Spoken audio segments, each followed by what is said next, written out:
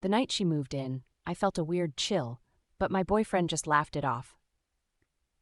"She's my sister, babe. Relax." For weeks, it was like living with a stranger who knew all his secrets, their inside jokes making me feel like the outsider in my own home. I kept telling myself I was overthinking it, that families can be close even if it felt off.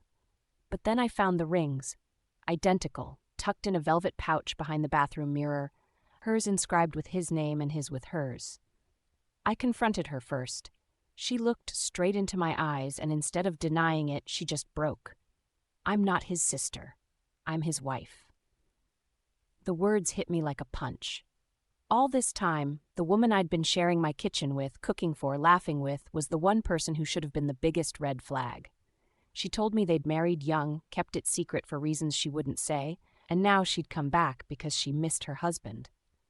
When I went to him, he didn't deny it either, just stared at me with this empty look, like he'd already given up.